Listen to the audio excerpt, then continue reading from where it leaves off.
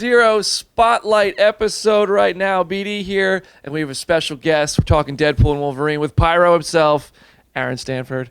Aaron, thanks for hanging with us, man. Thank you for having me. Of course, dude. Everybody on Phase Zero, thank you so much for following our Deadpool and Wolverine coverage. This has been an awesome ride, and I feel like this is where we're peaking. This is awesome. I'm very excited about this. It's about to get hot. Okay, Aaron. First of all, I got to start at the beginning with you. We'll go back to the very beginning of the X-Men journey, but welcome back. Thank you. How did the Deadpool and Wolverine return first come about? I just got a phone call. They were sniffing around. My agent called me. She said MCU wants to know your avails, that type of thing. No, of course, like no details were given. So there were several rounds of that, and finally, I got the notice that Sean wanted to get on the phone with me, the director, and at that point, it started to come together because I knew he was directing the next Deadpool. So I was like, maybe that's what this is. And so we got on a Zoom together, and he said, "Yeah, we want to resurrect Pyro for the new Deadpool film." That's so cool. Yeah, so it was fantastic. But of course, to be perfectly honest, people ask me. I've been asked a lot, like, what's it like to get that call? It must be like so amazing to get that call. Like doing what I do, I'm just prepared at every moment for things to fall apart and not work out the way they're supposed to. So when I got that, I wasn't like, yes, my first thought was like, how is this going to go wrong? Like, how is this going to turn bad on me? The interviews like this, I'm like, I'm not believing it's happening until we're sitting in the chair. Yeah. I'm still not sure that it is. Yes. No, but lucky you. But anyway, things worked out, and we made the movie, and I came back, and very, very happy about it. So did you have like first questions like how are we doing this? How does this make sense?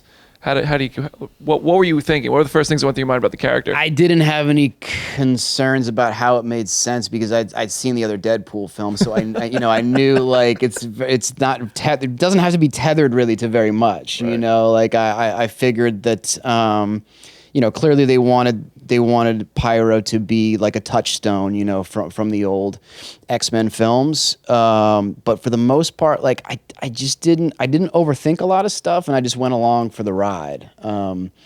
And it was quite a ride.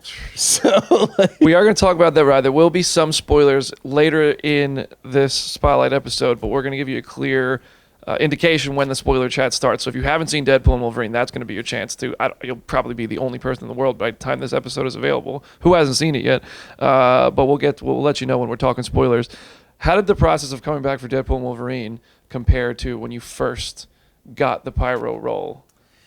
Well, it was very different because the first X-Men film was the very beginning of my career. I had done very little up to that point. I had sort of I made my bones on an indie, very, very small indie film called Tadpole, and that was like primarily my one credit before this. And that film was shot on like home video cameras for 15 cents, and suddenly I'm doing X2, which was one of the most enormous, productions of all time. So the whole thing was, it was a brand new world to me, and very, very overwhelming. It was nice to be able to come back and revisit the character as someone who's, a much more seasoned professional who's been around, and honestly was able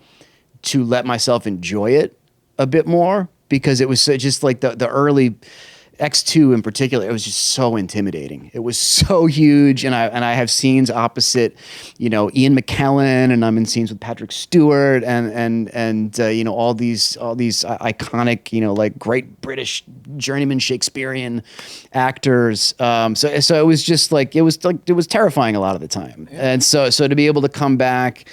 And this time, just feel a little more like I belonged there, and just able to show up and appreciate it, enjoy it. So when X2 hit theaters, was it just like an overnight life change?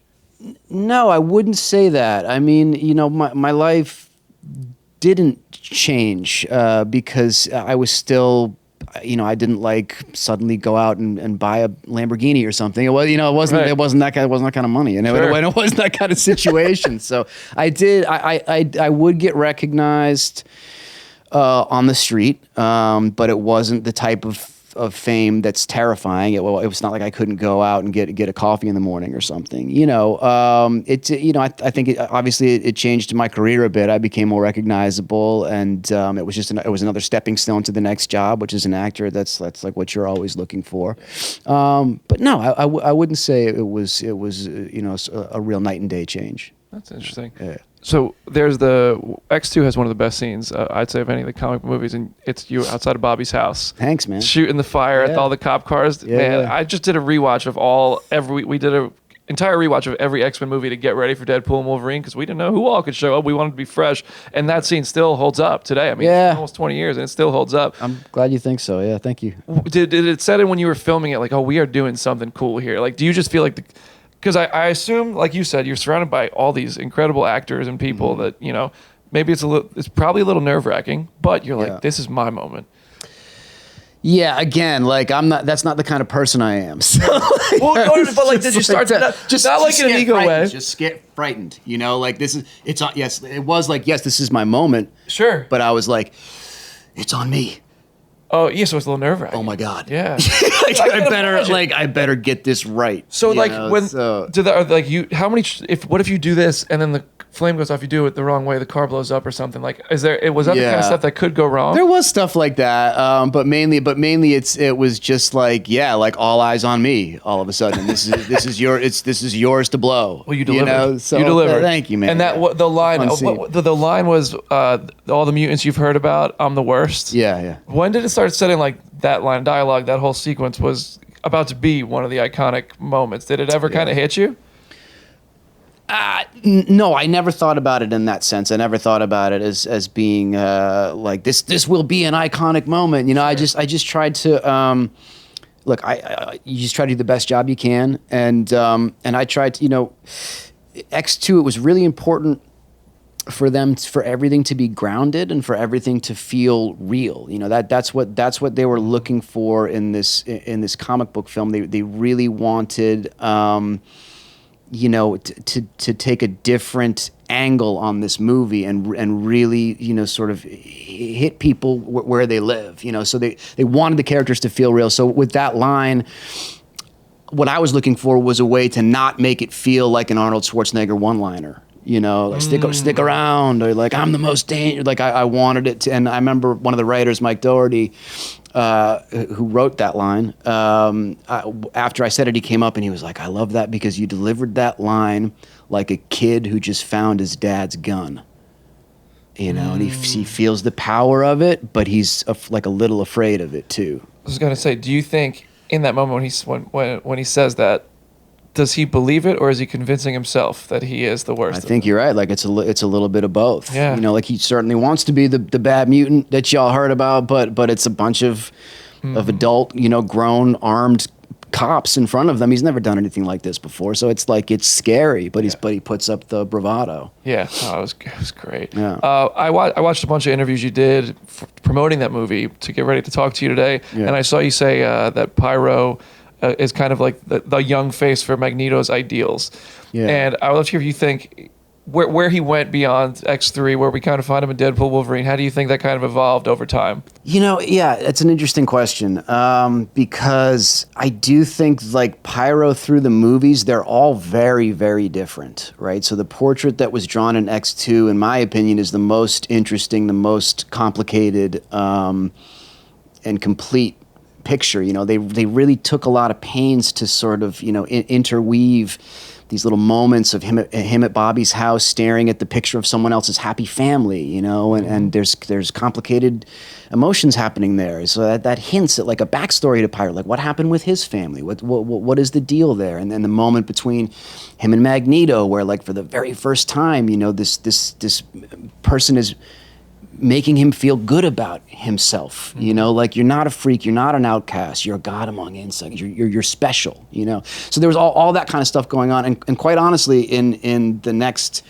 X-Men movie, that stuff sort of, it just kind of vanished. It wasn't really there, you know, and it became a more simplified portrait, and he was just kind of a bad guy. He was just sort of a villain, you know, and he was ready to get it done and ready to kill Professor X, and so it just sort of, it became a very different portrait. And then obviously in Deadpool, it's a completely different thing, because Deadpool is a totally different universe, a totally different tone. So I really had to be much bigger, much more broad, and much more tuned into, you know, the fact that this is sort of it's like a satire of Pyro and a send up of Pyro, and imagining him, you know, what would Pyro be like after he's been ripped out of his universe and thrown into this, like, you know, limbo Mad Max wasteland for God knows how long he's been there, and like how would he devolve, you know? Yeah.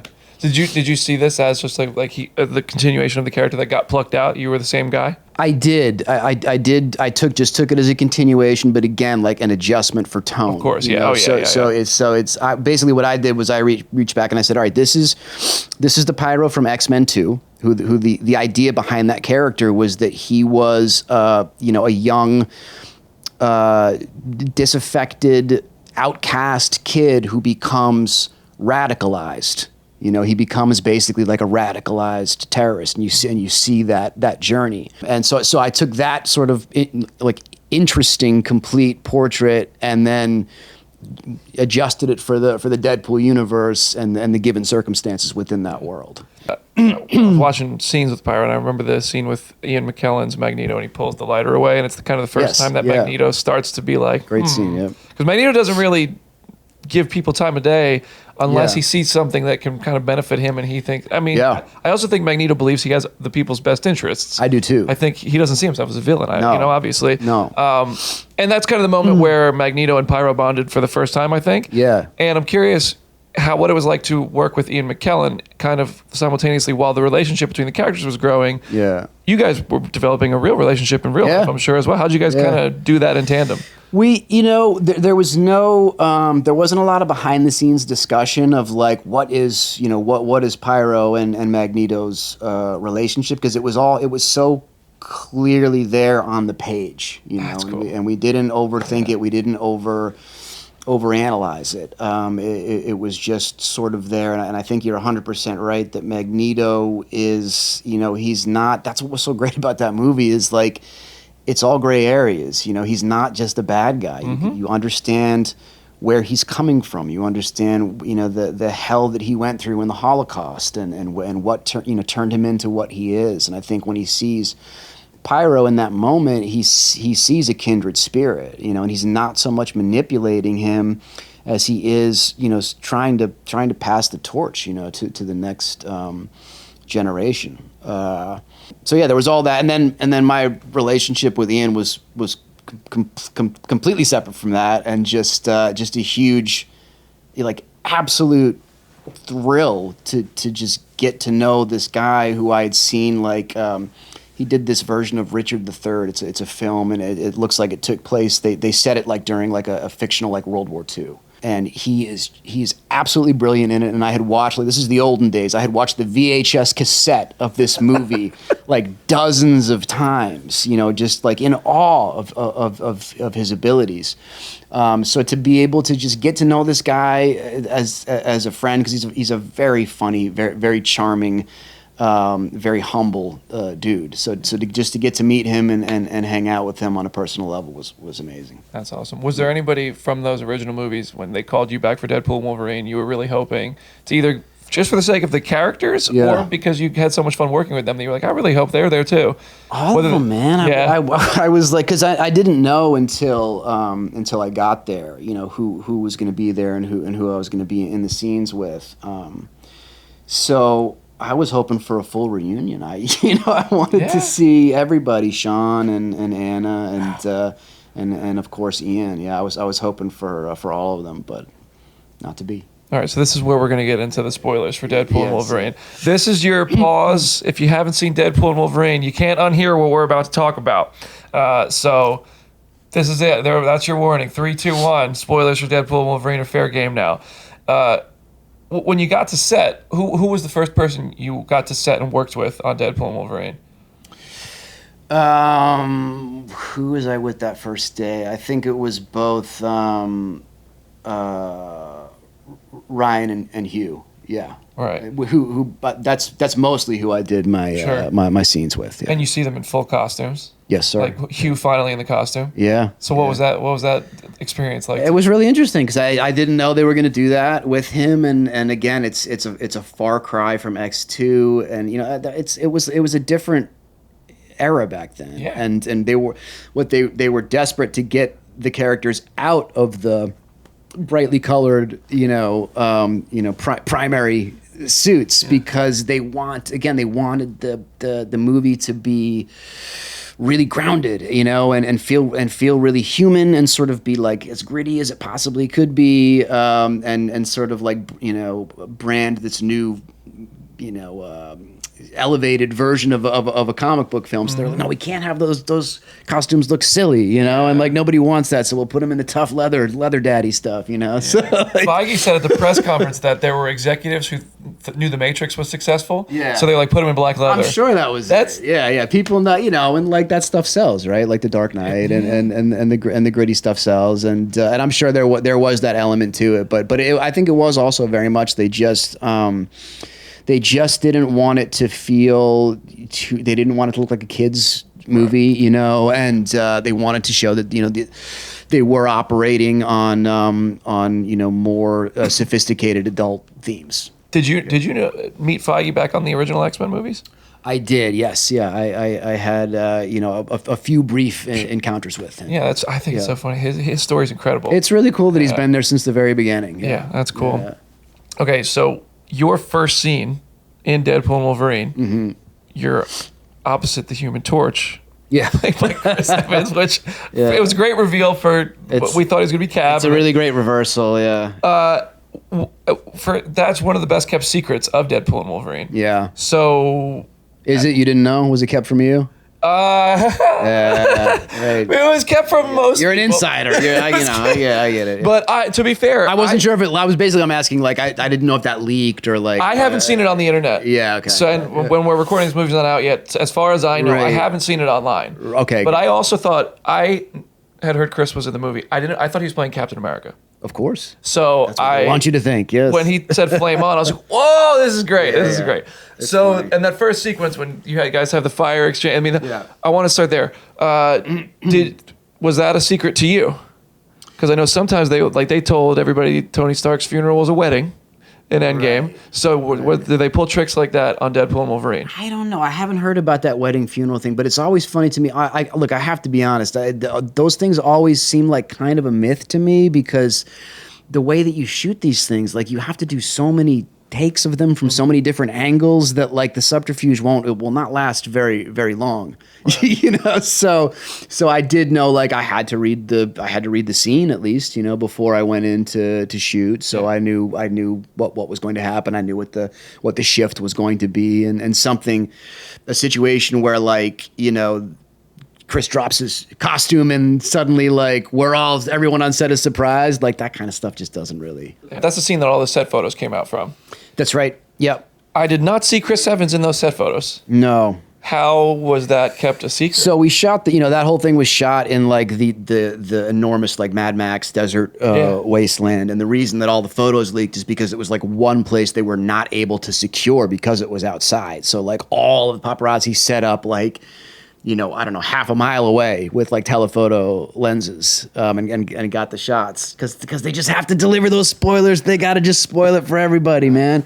So anyway, I think the reason that you didn't see Chris in that is because that very particular scene was split up pre-strike and post-Screen Actors Guild strike. So we were in there shooting the first part of that scene, the very first day I worked, and that was the day that Chris worked. We all went away for however many months it took to settle the strike, and then when we came back, we shot the back end of that sequence That was the day the paparazzi showed up and Chris wasn't there. Imagine if they had snapped that picture. It just Ruin it for everybody, man. That's Take everyone's Christmas away. That's one of those You know? moments where the theaters are going to be making noise. Yeah. Because it's like it becomes a sporting event because people get so excited, you know? Yeah. That's cool. Well, okay. You said you obviously you worked a lot with Hugh and Ryan, and them and Sean just seem like the best of friends. Like Yeah. the Three Musketeers. They really seem to get along. Yeah. Were they improvising? Were they laughing? Like what was set? What kind of set did they run? There is a ton of improv. Really? That's not a myth. They do. You know, Ryan obviously in particular is very, very off the cuff, and that whole I'm holding the head of your queen Furiosa. That was in right on the day. Like that was just sort of that was added in the moment, and there was stuff like that all the time. And they like to do many different versions of a scene, many different versions of a line. They're always running in, swap this out with that, and just sort of seeing what works. Which is honestly, it's really important in filmmaking because you can prepare, you can set everything up and plan out exactly how it's going to go down. In the moment, it's always going to go down in a different way than you plan. So it's really important to be flexible and fluid and ready to just pivot, change it however it needs to be changed to just make the moment right. And so they were very able to do that, and able to do it in very difficult circumstances because it's such an expensive movie. There's so much going on. Every second that you're shooting costs enormous amounts of money. So to be able to be that spontaneous in a big movie like this it's quite a feat. The costumes were awesome. Yeah. Did you ever want to see Pyro put on like a comic accurate? Well, that's what this is, right? It's because sometimes he has like a mask and stuff too. Yes, you're right. I have seen. No, you know what? No, I have never. the old school Pyro outfit. I was like thanking my lucky stars that I didn't have to put that on. Yeah. It's very silly. It is. It's the old. Well, what's the old? I mean, it's the old guard of comics. A lot of them were. Right. It's very over the top. But the one that they chose for Deadpool, I loved because it's from Ultimate X-Men, and it's from this alternate version of Pyro where he's like lost his mind and like he's burned over all of his body from like years of playing with fire, and he's got this like sort of reverse firefighter outfit on.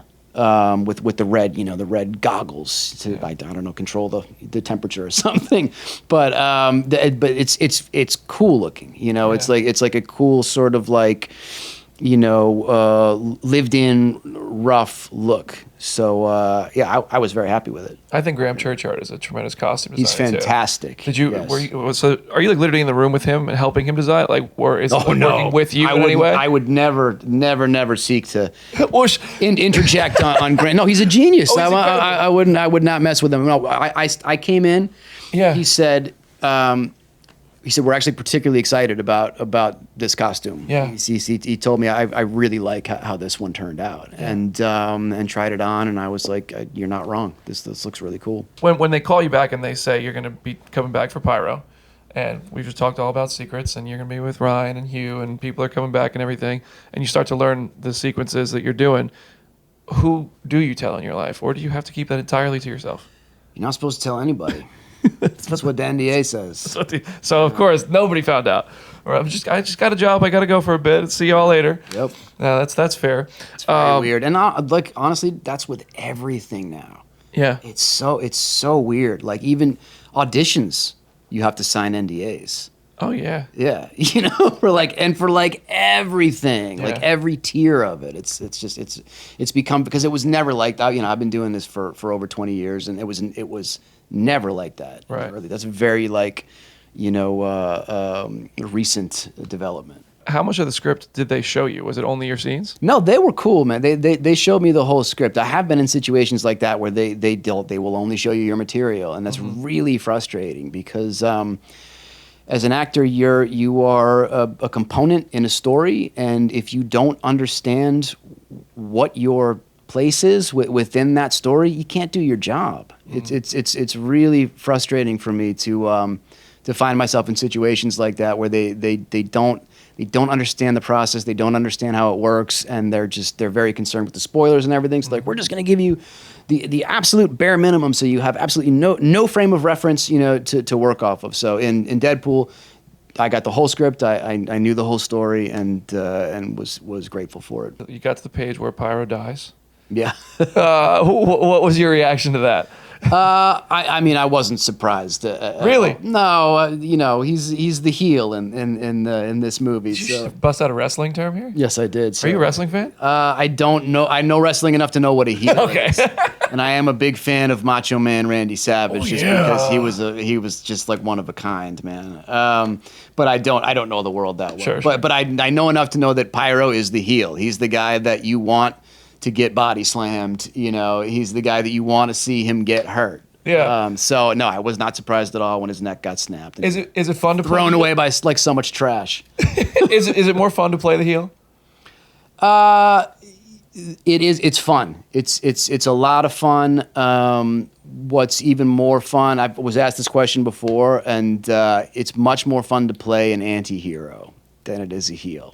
Because then you have the nuance, because you've got heelish elements, but there's also like a nobility or a code that you live by, and people don't just absolutely hate you. Like a good example is the King Joffrey role on Game of Thrones. He's the heel. He never gets him. Everyone despises him. And a lot of the other villainous characters, you have somebody like Jaime Lannister, who pushes a 10-year-old out a window, but he gets an arc. Yeah. Right? You end up being sympathetic, feeling sympathy for him. And I even feel weird when I'm rooting for him. It's very weird. But I'm rooting for him. It's very weird, but that's a great example of it, where he gets to have both sides of it, and that's much more fun to play. Yeah, the complex layers to a character. Yes, like that. Rather than just be hated. Yeah, that makes sense. That makes sense. Yeah. Do you think this is the end of the line for you as Pyro? I honestly have no idea. It's hard. Yeah, it's hard to say. There's no good answer to that question. It could very easily be the end. It could also very easily not be the end. It's multiverse, exactly. And there could be a million different iterations of Pyro yet to come. So who knows? I love the character. I've been living with him for a very long time. It was great to start my career with him and be at this point with him, and I'd obviously love to see him live on, but who knows? I want to see the original X-Men and the original Avengers. So I brought this up to Hugh the other day. Rewatch them, you mean? Oh yeah, I want to I want to watch them all together. I want them to make a movie with everybody. Oh, like bring all the old characters back. Yeah. So let me ask you, because you've worked with a lot of the X-Men actors. If there was one actor from the Disney movies that were happening kind of in tandem but couldn't overlap because of movie rights, who from the Avengers movies would you have loved to have an opportunity to work with? Or maybe multiverse might make it happen, but is there a character and actor who's done Avengers stuff that you're like, that'd be cool? I like does it count? I don't know who counts. Is I'm Ed Thor? Ed Norton did. Oh, Ed Norton. Way back in the day, right? That's the MCU. It's old. I don't know if that counts. I mean, it counts. That's MCU right there. They tend to get pretty good actors in general to do the Hulk. Yeah. I mean, they just get good actors. Period. Right? Yeah. Like Anthony Hopkins, of course. I mean, like I would just that would make my life to be in the same room with that guy. Yeah, so. That'd be cool. All right, so let's end it with this. If this is the end of the line for your work as Pyro, what a journey it's been. It's awesome to see that you came back. Yep. What do you kind of hope the legacy for the character and for your role with your work with the role is? I want the legacy to be whatever people make of it. That's one of the great things about what we do is when you give a performance, you kind of release it and you let it go, and people make of it what they will. And it's always really interesting to have fans approach you and tell you what affected them, a moment that affected them, how they interpreted it, what they felt, and they're all valid and they're all different. It's really amazing. It is kind of like a Rorschach test. People just find what they find in it. So I would just say that I'm grateful that there is a legacy, period, of any kind. That it did become a cultural touchstone to some people, and to some people the character meant a lot. You know, particularly the portrait of him in X2, where he was an outsider among outsiders. You know, he really couldn't even find his place or fit in at Professor X's academy. And I know from hearing from fans that a lot of people really, really related to that, of this kid who just like, he couldn't find his place like anywhere he went, you know? Yeah. It's awesome. Yeah. Well, Aaron, thank you so much for hanging with us on Fake Yeah, Hero. thanks for having me. It means the world to get the opportunity to talk with you like this. And to everybody listening, thank you so much for watching. Hope you've already seen Deadpool and Wolverine, because now you know. But Aaron, genuinely, thank you so much for hanging with us. Thanks a lot for having me.